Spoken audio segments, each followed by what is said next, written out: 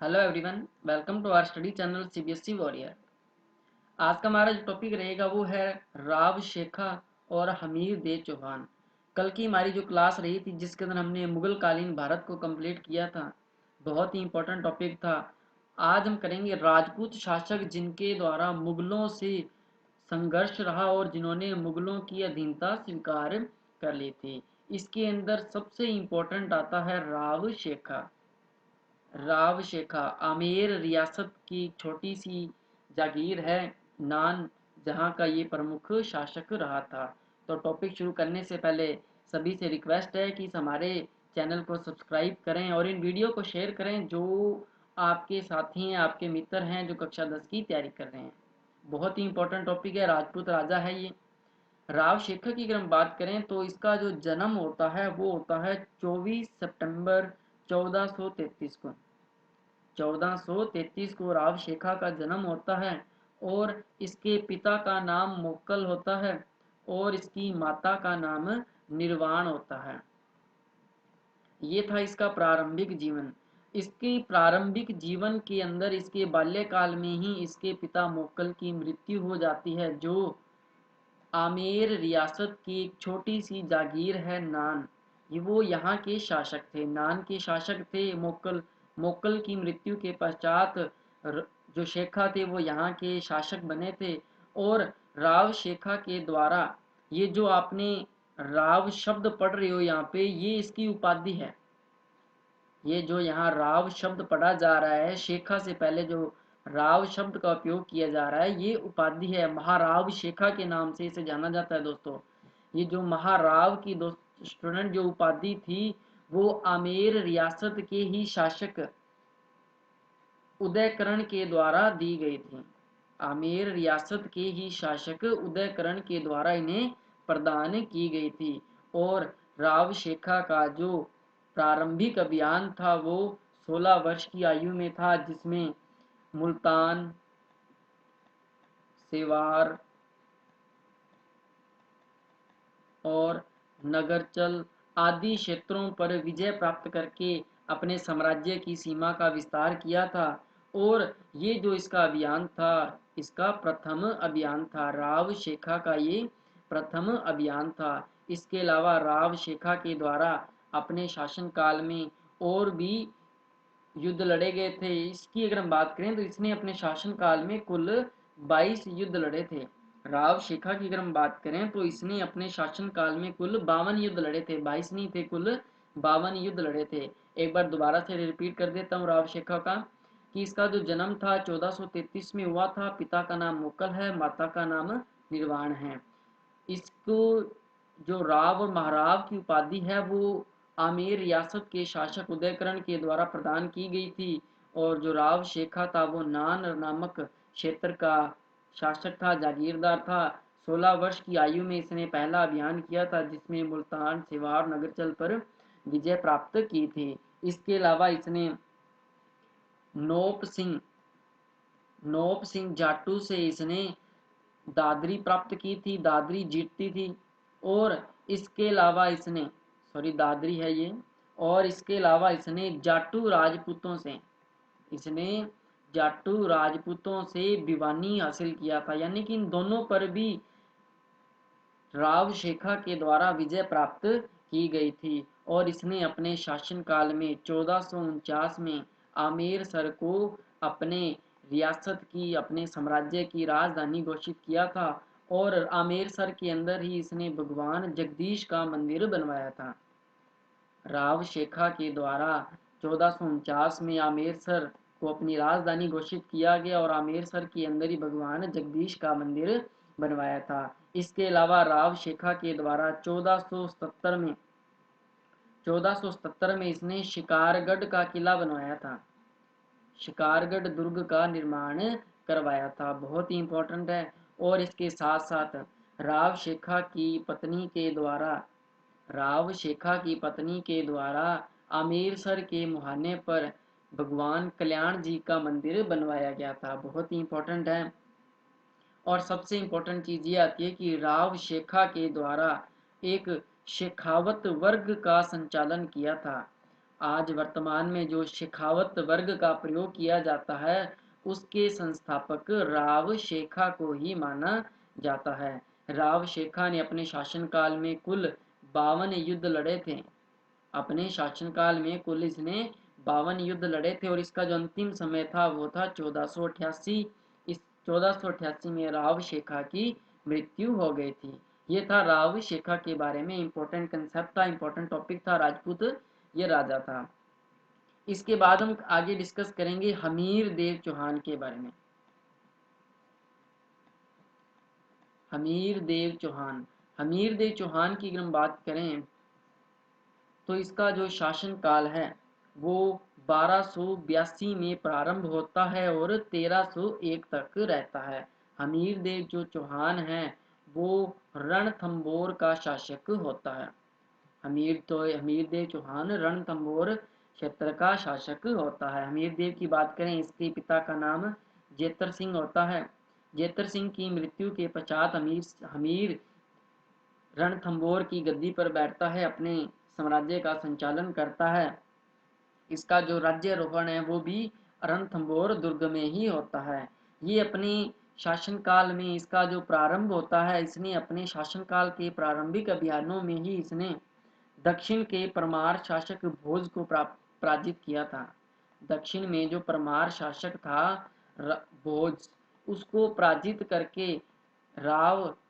हमीर देव के द्वारा चित्तौड़, इसका ये विजय अभियान था।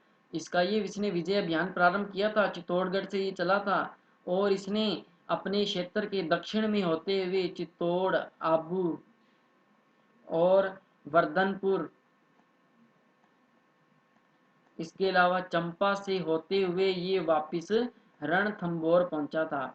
इसका ये जो विजय अभियान रहा था, इस विजय अभियान के पश्चात हमीर देव चौहान के द्वारा एक यज्ञ का आयोजन किया गया था, कोटिय जन यज्ञ का आयोजन किया था और इस यज्ञ के दौरान हमीर देव चौहान ने मौन व्रत धारण कर रखा था और ये जो यज्ञ था वो हमीर देव चौहान की विजय के उपलक्ष्य में किया जा रहा था। बहुत ही इंपॉर्टेंट है। इसके अलावा अगर हमीर देव चौहान की बात करें तो इसके समय दिल्ली सल्तनत का शासक था जलालुद्दीन खिलजी। हमीर देव चौहान की बढ़ती शक्ति को देख करके दिल्ली सल्तनत के सुल्तान जलालुद्दीन खिलजी हमीर देव चौहान को अपने अधीन करना चाहता था। इसके लिए इसने हमीर देव चौहान को अपने अधीन करने के लिए रणथंबोर दुर्ग की घेराबंदी भी की और काफ़ी प्रयास करने के पश्चात भी जलालुद्दीन खिलजी को सफलता प्राप्त नहीं हुई थी, सफलता नहीं मिली इसे और इसके लिए जलालुद्दीन खिलजी ने और कठिन निर्णय लिए, जो घेराबंदी थी उसको और मजबूत कर दिया, लेकिन वो फिर भी उसके रणथंबोर दुर्ग पर अधिकार करने में वो असफल रहा था और अंत में जाकर के 1291 के अंदर जलालुद्दीन खिलजी ने रणथंबोर दुर्ग से घेरा हटा लिया था। रणथंबोर दुर्ग से इसने घेरा हटा लिया था। इसको जीतने का जो प्रयास था वो उसने छोड़ दिया और वापस वो दिल्ली की तरफ चला गया था। बहुत ही इंपॉर्टेंट है, एक बार दोबारा से रिपीट कर देता हूँ इतना मैं कि हमीर देव चौहान जो था इसका शासनकाल 1282 में प्रारंभ होता है। जैतर सिंह का पुत्र होता है। जैतर सिंह की मृत्यु के बाद इसका जो राज्यारोहण है रणथंबोर दुर्ग के अंदर होता है। इसके राज्यकाल के प्रारंभ में ही इसका जो अभियान होता है दक्षिण के राजा भोज को पराजित करके चित्तौड़ से होते हुए आबू, वर्धनपुर, चंपा को विजय करते हुए वापिस रणथंबोर दुर्ग पहुंचते हैं और इसके आने के उपलक्ष्य में हमीर देव चौहान के द्वारा इस विजय अभियान के पश्चात कोटियजन यज्ञ किया जाता है और इस कोटियजन यज्ञ के दौरान हमीर देव चौहान मौन व्रत धारण किए हुए होते हैं और हमीर देव चौहान की बढ़ती शक्ति को देकर के दिल्ली सल्तनत के राजा जलालुद्दीन खिलजी इसे अपने अधीन करना चाहते हैं और इससे कठिन प्रयास, बहुत बार प्रयास करने के पश्चात भी वो हमीर देव चौहान को अपने अधीन करने में असफल होते हैं और इस असफलता के कारण हमीर जो जलालुद्दीन खिलजी है वो 1291 के अंदर रणथंबोर दुर्ग से अपना घेरा हटा लेता है और वापस दिल्ली की तरफ वो चला जाता है। इसके बाद हम बात करें कि जो जलालुद्दीन खिलजी होता है इसकी 1296 में हत्या कर दी जाती है। जलालुद्दीन खिलजी की जो हत्या है इसका भतीजा, इसका उत्तराधिकारी अलाउद्दीन खिलजी करता है। अलाउद्दीन खिलजी के द्वारा दिल्ली सल्तनत पर अपना अधिकार कर लिया जाता है और ये भी हमीर देव चौहान की बढ़ती हुई शक्ति को देख करके अप्रसन्न था। इसने हमीर देव चौहान को अपने अधीन करने के लिए अपनी सेना भेजी और रणथंभौर दुर्ग पर अधिकार करने से पहले इसने इसने जाइन दुर्ग पर अधिकार कर लिया, जो रणथंभौर दुर्ग की कुंजी कहलाती थी। क्यों, रणथंभौर दुर्ग पर अगर एंटर होना है तो वहां जाना है तो उसके लिए इस दुर्ग को पार करना आवश्यक होता था। इसलिए अलाउद्दीन खिलजी के द्वारा इसे जीतने का प्रयास किया गया और इसके लिए इसने एक योजना बनाई जिसके तहत इसने अपने विश्वसनीय सेनापति अलाउद्दीन खिलजी के द्वारा उलुग खां और नुसरत खां के नेतृत्व में एक शाही सेना भेजी थी रणथंभौर दुर्ग पर आक्रमण करने के लिए। एक विवाद और आता है इसके अंदर कि इस युद्ध का जो कारण है वो इसके लिए एक विवाद आता है जिसमें ये कहा जाता है कि जो हमीर देव चौहान है वो अलाउद्दीन खिलजी के बागी सेनापतियों को शरण देता है। इसका जो बागी सेनापति होता है वो होता है मंगोल शासक होता है मोहम्मद शाह। इसका जो बागी सेनापति होता है वो मोहम्मद शाह होता है। मोहम्मद शाह को ये अपने साम्राज्य में शरण देता है और ये भी कहा जाता है कि अलाउद्दीन खिलजी ने इसे प्राप्त करने के लिए वापिस इसे भेजने के लिए हमीर देव चौहान को पत्र लिखा था, लेकिन हमीर देव चौहान ने इसे भेजने से मना कर दिया। इसने कहा अब क्योंकि भारत के अंदर ये जो परंपरा है अतिथि देवो भव की वो प्राचीन समय से चली आ रही है, तो इसने कहा कि ये मेरे घर का मेहमान है, मैं इसे नहीं निकाल सकता, जब तक ये जाएगा नहीं तब तक ये यहीं रहेगा, इसकी सुरक्षा की जिम्मेवारी मेरी रहेगी। तो इसी कारण अलाउद्दीन खिलजी के द्वारा रणथंभौर दुर्ग पर आक्रमण करने की योजना बनाई गई और अलाउद्दीन खिलजी के द्वारा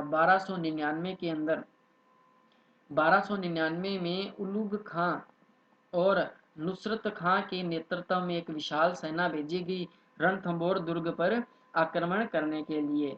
और रणथंभौर दुर्ग की जो कुंजी कहलाने वाला जो दुर्ग था जाइन दुर्ग, इस पर अधिकार कर लिया गया और जब इस दुर्ग पर अधिकार किया गया तो उस समय जो हमीर देव चौहान था वो कोटिय जन यज्ञ में व्यस्त था। हमें अभी डिस्कस किया कि हमीर देव चौहान के द्वारा अपने विशाल विजय अभियान के पश्चात उसने ये यज्ञ का आयोजन किया था और इस यज्ञ के दौरान हमीर देव चौहान ने मौन व्रत धारण कर रखा था।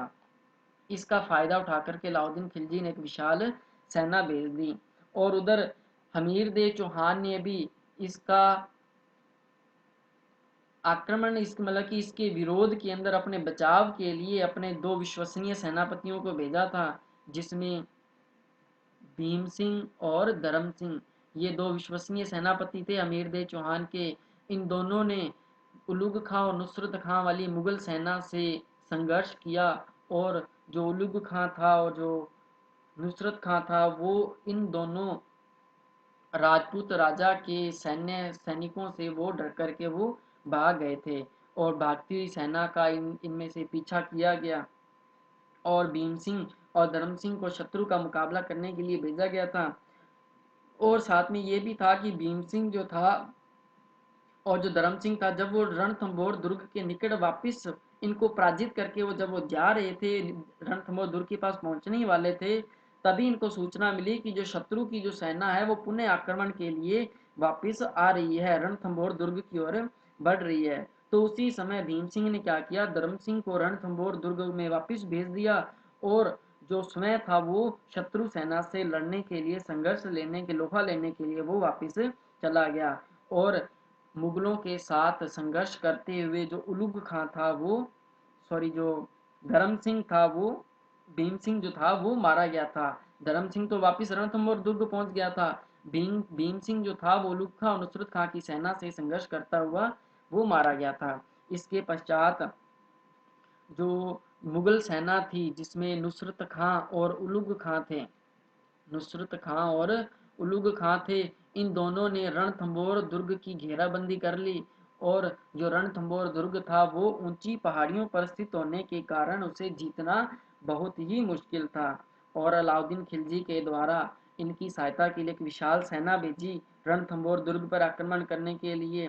और दूसरी तरफ रणथंभौर दुर्ग के सैनिकों के द्वारा भी इन्हें वहां से हटाने के प्रयास किए जा रहे थे, ऊपर से पत्थर फेंके जा रहे थे। और उसी दौरान एक पत्थर जाकर के नुसरत खां को जाके लगता है, जिसमें वो घायल हो जाता है और उसकी मृत्यु हो जाती है। ये देख कर के उलुग खां जो होता है नुसरत खां की मृत्यु से भयभीत हो जाता है और अपने सुल्तान, अपने सम्राट अलाउद्दीन खिलजी को सूचना देता है कि नुसरत खां की मृत्यु हो चुकी है। नुसरत खां की संघर्ष के दौरान मृत्यु हो चुकी होती है और उधर उलुग खां अकेला पड़ जाता है। और इसकी सहायता के लिए अलाउद्दीन खिलजी समय एक विशाल सेना लेकर के रणथंभौर दुर्ग की ओर प्रस्थान करते हैं। और जिससे जो शेष बची जो मुगल सेना होती है उसके अंदर और साहस बढ़ जाता है। उनको लगता है कि हमारे सुल्तान हमारी सहायता के लिए पुनः वापस आ रहे हैं। और ये जो रणथंभौर दुर्ग का जो घेरा होता है वो बहुत ही लंबे समय तक चलता है। और इसके अलावा जब वर्षा ऋतु निकट आने लगती है तो उस समय दिल्ली और जो अवध के अंदर भयंकर विद्रोह उत्पन्न हो जाते हैं। जो अलाउद्दीन खिलजी के अधीन होते हैं दिल्ली सल्तनत के अंदर, दिल्ली और अवध के अंदर वहाँ के अधिकारियों जनता के द्वारा सुल्तान का विद्रोह कर दिया जाता है। और उस विद्रोह से जो सुल्तान होता है वो काफ़ी चिंतित हो जाता है। तो इस घटना के पश्चात जो अलाउद्दीन खिलजी होता है वो क्या करता है, छल कपट का सहारा लेता है। अलाउद्दीन खिलजी छल कपट धोखे का प्रयोग करता है। तो इसके लिए उसने क्या किया, तो एक प्रस्ताव भेजा हमीर दे चौहान को कि वो आपके साथ समझौता करना चाहता है। तो उस समझौते के लिए हमीर दे चौहान ने अपने दो विश्वसनीय सेनापति भेजे थे, रणमल और रत्तीपाल। रणमल और रत्तीपाल को भेजा था। इन दोनों के द्वारा अलाउद्दीन खिलजी से समझौता किया गया। अलाउद्दीन खिलजी ने इन दोनों को लालच दे करके इन्हें अपनी तरफ मिला लिया। और विश्वासघात इन दोनों के द्वारा अपने राजा हमीर देव चौहान के साथ विश्वासघात किया गया और इसने रणथंभौर दुर्ग में जाने वाले गुप्त रास्ते को बता दिया, जिसके पश्चात मुगल जो सेना थी वो रणथंभौर दुर्ग में एंटर हो चुकी थी। और इसके पश्चात दोनों के बीच में संघर्ष प्रारंभ हुआ, जिसमें रणथंभौर का शासक होता है हमीर देव चौहान वो पराजित हो जाता है। और ये जो संघर्ष होता है वो काफ़ी लंबे समय तक 1 वर्ष तक चलता है। और अंत में धोखे से विश्वासघात के पश्चात ही जो अलाउद्दीन खिलजी होता है वो रणथंभौर दुर्ग पर अधिकार करने में सक्षम होता है। और रणथंभौर दुर्ग के अधिकार के लिए हमीर दे चौहान और अलाउद्दीन खिलजी के बीच में संघर्ष होता है। और इस संघर्ष के अंदर हमीर दे चौहान की मृत्यु हो जाती है। हमीर दे चौहान की पत्नी होती है रानी रंग देवी। रानी रंग देवी हमीर दे चौहान की पत्नी होती है। और रंग देवी के द्वारा अपनी पुत्री पद्मला के साथ जल जोहर किया जाता है। हमीर दे चौहान और अलाउद्दीन खिलजी के बीच में जो संघर्ष होता है वो 1301 में होता है। 1301 में अलाउद्दीन खिलजी रणथंभौर दुर्ग पर अधिकार कर लेता है। और अधिकार करने के पश्चात इस दुर्ग की जो शासन व्यवस्था है वो अपने विश्वसनीय सेनापति या अपने पुत्र को सौंप देता है। और इसके अलावा जो हमीर दे चौहान के जो विश्वसनीय सेनापति होते हैं रणमल रत्तीपाल, जिनके द्वारा हमीर दे चौहान को धोखा दिया जाता है, अलाउद्दीन खिलजी उन दोनों की भी हत्या कर देता है। और ये कहता है कि जब वो अपने इन दोनों सैनिकों के पक्ष में कहता है कि जब ये दोनों सैनिक अपने राजा की नहीं हुए तो वह मेरे किस दिन हो गए, तो वह इन दोनों की भी हत्या करवा देता है। इसके अलावा हमीर देव चौहान इस युद्ध में मारा जाता है। अलाउद्दीन खिलजी के साथ एक उसका दरबारी कवि होता है अमीर खुसरो। इसका एक दरबारी कवि होता है अमीर खुसरो। अमीर खुसरो के द्वारा इस युद्ध का आंखों देखा वर्णन किया जाता है। इस युद्ध का आंखों देखा जो वर्णन है वो अपनी पुस्तकों के बारे में कहा जाता है। और हमीर देव चौहान जो था वो अपनी हठ प्रवृत्ति के कारण ही वो अलाउद्दीन खिलजी से संघर्ष लेता है और उससे पराजित होता है। इसके लिए हमीर दे चौहान के लिए एक पंक्ति कही जाती है, सिंह सवन सतपुरुष वचन कदली फलत इक बार, त्रिया तेल हमीर अठ चढ़े न दूजी बार। कहता है कि जो सत्य पुरुष होता है, जिनकी द्वारा एक बार वचन कह दिया गया, जो बात कह दी, वो पत्थर की लकीर होता है, उसे कभी भी मिटाया नहीं जा सकता। और इसी हठ प्रवृत्ति के कारण इसने अपने साम्राज्य, अपने वंश का नाश कर दिया था। और अगर हम हमीर देव की अगर हम बात करें तो इसने अपने शासन काल में एक 32 खंभों की छतरी बनवाई थी। ये जो छतरी थी, ये जो 32 खंभों की छतरी थी, हमीर दे चौहान ने अपने पिता की याद में बनवाई थी। इसके पिता थे जैतर सिंह। इनके पिता का क्या नाम था? जैतर सिंह था। जैतर सिंह की याद में छतरी बनवाई गई थी, जिसे न्याय की छतरी कहते हैं। इस 32 खंभों की छतरी को न्याय की छतरी कहते हैं। बहुत ही इंपॉर्टेंट है। इसके अलावा इसने पद्मला तालाब का भी निर्माण करवाया था। अपनी पुत्री के नाम पर पद्मला तालाब भी बनवाया था। और हमीर दे चौहान की बात करें तो इसका जो अंतिम समय होता है वो 1301 ईस्वी के अंदर इसकी मृत्यु हो जाती है। और इसी के साथ ही जो रणथंभौर के जो चौहान शाखा होती है वो समाप्त हो जाती है। तो दो स्टूडेंट, ये था आज का हमारा इम्पोर्टेंट टॉपिक, हमीर दे चौहान और राव शेखा। बहुत ही इम्पोर्टेंट था। कल का हमारा जो टॉपिक रहेगा, जिसके अंदर हम महाराणा प्रताप के बारे में डिस्कस करेंगे। कल हमारी क्लास के अंदर सिर्फ एक ही टॉपिक डिस्कस करेंगे, महाराणा प्रताप। बहुत ही इम्पोर्टेंट है, बहुत बार एग्जाम के अंदर इसके क्वेश्चन रिपीट होते हैं। आई होप आप सबको सेशन समझ में आया होगा। और जिसने भी अभी तक हमारी पिछली 18 क्लासें वॉच नहीं की हैं, 1 से लेकर के 18 तक, वो इस चैनल की प्लेलिस्ट में जाकर के उन क्लासों को अच्छे से वॉच करें और अपने एसएसटी के विषय को स्ट्रॉन्ग करें।